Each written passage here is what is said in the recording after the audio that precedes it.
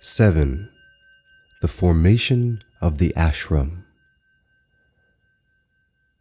There are some utterances of Sri Aurobindo and the mother which indicate that they were not really eager to become gurus. And yet they adopted this role when it fell on them in the natural course of events. Something similar was the case with the ashram, which was not consciously planned or necessarily intended from the beginning. This can be seen from Sri Aurobindo's statement. There was no ashram at first. Only a few people came to live near Sri Aurobindo and practice yoga. It was only some time after the mother came from Japan that it took the form of the ashram. More from the wish of the sadhaks, who desired to entrust their whole inner and outer life to the mother, than from any intention or plan of hers or of Sri Aurobindo. What the mother and Sri Aurobindo had in mind was not an ashram in the traditional Indian meaning, but a kind of spiritual laboratory in which a new integral divine life was to be tried on a much larger scale than had ever been attempted before. Even though guru and disciples were gathered here for God realization, which justifies the name ashram, Sri Aurobindo accepted the term after some hesitation. The model was basically different.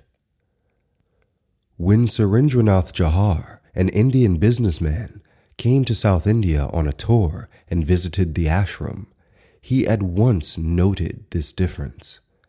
There were no monks or ascetics here, no idols, recitations, devotional chanting, and other forms of traditional Indian ashram life. When we got into the building, we saw a number of people all in simple and neat dresses, and some even in pants and coats, but no sants or sannyasis, no monks or mahants, no shaven heads, no preaching or prayers, no siksha or sermons. Then he saw the mother. In her gait there was majesty, in her face a glowing grace, and her eyes flashed gleams that pierced the darkness below and around. My gaze was fixed at the fairy-like figure whose calm and beautiful face was radiating light and making the whole atmosphere so supernatural that she looked every inch an angel descending from heaven. Surendranath Jahar joined the ashram with his whole family and later founded, on the mother's suggestion, the Delhi branch of the Sri Aurobindo ashram with the mother's international school attached to it. It would be wrong to assume that the new lifestyle in the ashram and the turning away from Indian tradition implied the complete rejection of the latter. In fact, what was being done here was the overcoming of the ascetic phase of Indian tradition, which in a one-sided way equated spirituality with renunciation. Through this approach, values such as prosperity, health, and work had often not only been neglected, but despised outright. Sri Aurobindo and the mother were consciously working against this trend, even though they were proceeding slowly, since they had at first to create a new basis for the larger life, which was not to be merely an improved imitation of ordinary life. We have also to note that some elements of Indian spirituality did find their place in the ashram life. For example, pranam, or prostration before the guru; darshan, the seeing of the guru and receiving his blessings; the distribution of food as prasad offered to the divine; meditations; use of incense sticks, etc. If we wanted to find a link with Indian tradition, we would have to go back to Vedic times, when integral life, fullness and prosperity, equality of the sexes, and a life-affirming attitude were similarly cultivated by spiritual seekers. This integral approach was lost in later epochs when Mayavada, or illusionism, and one-sided asceticism prevailed. In a letter of 10th February 1933, the mother explained the lifestyle in the ashram to her son Andre. The life we lead here is as far from ascetic abstinence as from an enervating comfort. Simplicity is the rule here, but a simplicity full of variety, a variety of occupations, of activities, tastes, tendencies, natures. Each one is free to organize his life as he pleases. The discipline is reduced to a minimum that is indispensable to organize the existence of 110 to 120 people, and to avoid the movements which would be detrimental to the achievement of our yogic aim. What was tried here was a spiritual life with variety and relative fullness, which should yet not deviate into the enjoyment of luxury and comfort. The sadhaks were required to learn to use all things with a right attitude and not to misinterpret the fullness as a fulfillment of the ego. Sri Aurobindo clarified this point in a letter. The mother does not provide the sadhaks with comforts because she thinks that the desires, fancies, likings, preferences should be satisfied. In yoga, people have to overcome these things. In any other ashram, they would not get 1/10 of what they get here. The first rule of yoga is that the sadhak must be content with what comes to him, much or little. If things are there, he must be able to use them without attachment or desire. If they are not, he must be indifferent to their absence. The number of sadhaks was rapidly growing now. 24 disciples had been present during the descent of Overmind on 24th November 1926. By the middle of 1927, there were about 30 disciples staying in 5 houses. In August 1929, more than 85 stayed in 17 houses. A year later, the number was almost 100 in 21 houses. In a letter to Andre, dated 23rd August 1930, the mother takes stock. The ashram has now, among other things, 5 cars, 12 bicycles, garages, workshops, a library, and a reading room, general stores, a dairy, and a bakery. You can see, she writes, that it is no small affair, and as I am taking care of all of this, I can truly say that I am busy. The mother started her day early in the morning, at about 4 o'clock, and at about 6 o'clock she came to the terrace of her house with some members of the ashram. Then a sadhak blew a conch to announce her arrival in the meditation room. The pranam took 1 or 2 hours. Therefore, there were interviews with her which lasted until noon.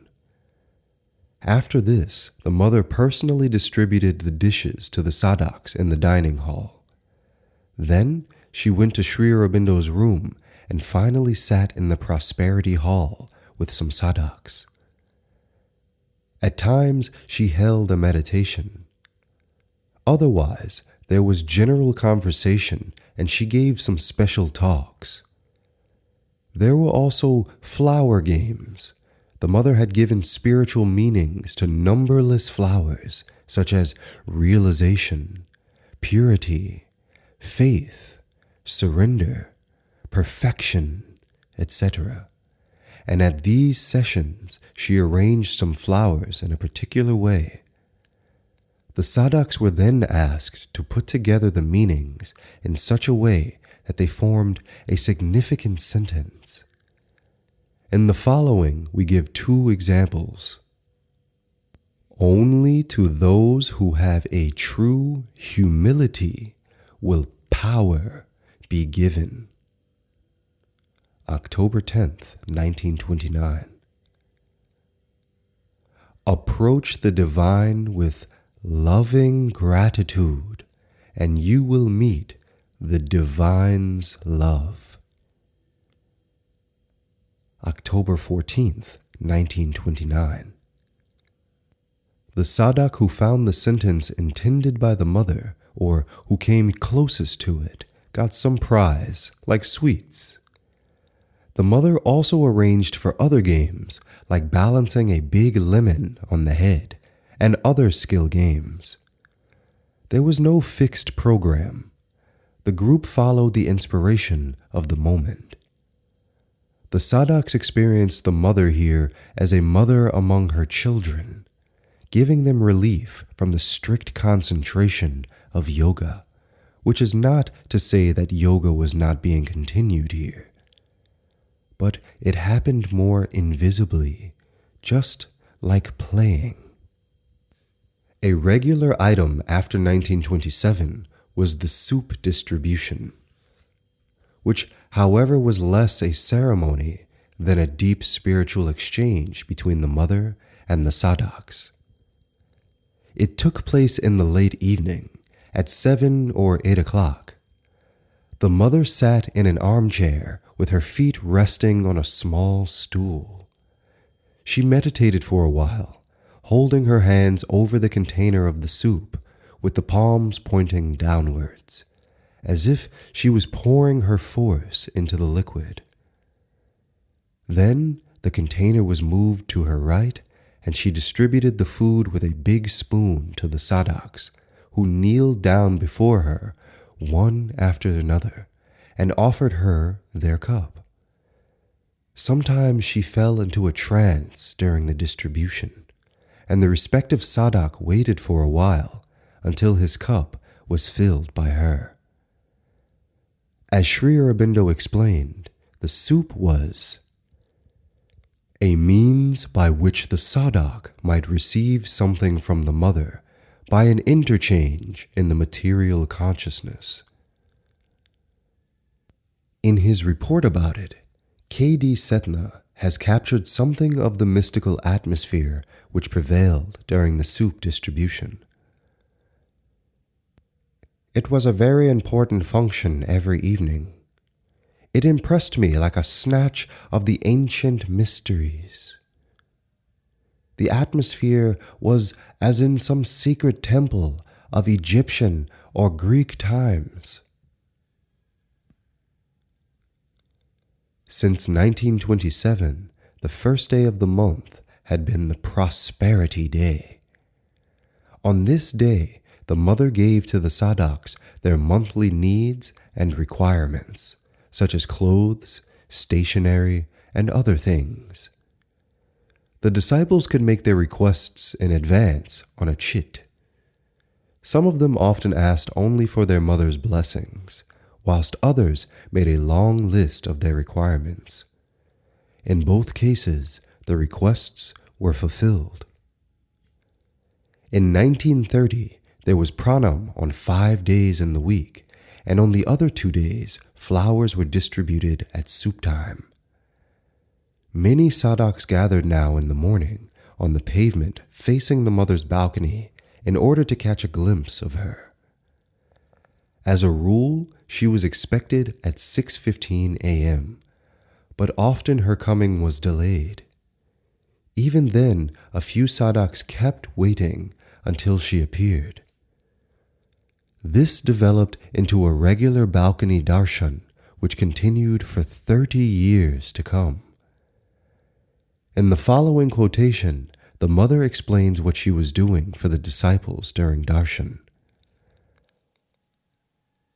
Every morning at the balcony, after establishing a conscious contact with each of those who are present, I identify myself with the Supreme Lord and merge myself completely in Him. Then my body, completely passive, is nothing but a channel through which the Lord passes freely His forces and pours on all His light, His consciousness, and His joy according to each one's receptivity. Moreover, there were 3 special darshan days: the birthdays of the mother in Sri Aurobindo, 21st February and 15th August, and 24th November, the day of the descent of Overmind. The 24th of April, day of the final arrival of the mother in Pondicherry, was added in 1939. The darshan began at 6:30 a.m. and lasted until about 2 p.m. It took place in a small room to the southeast of Sri Aurobindo's room, and every sadhak or visitor was given about 1.5 minutes to spend in the presence of the 2 avatars. This arrangement remained unchanged until 1938, when Sri Aurobindo suffered a fracture of the thigh bone and could not come for the November darshan. Afterwards, the number of sadhaks and visitors increased so much that this kind of individual darshan was not possible anymore, and so they passed before Sri Aurobindo and the mother in a long line to shorten the procedure. Darshan should not be considered as a mere ceremony of reverence toward the Guru.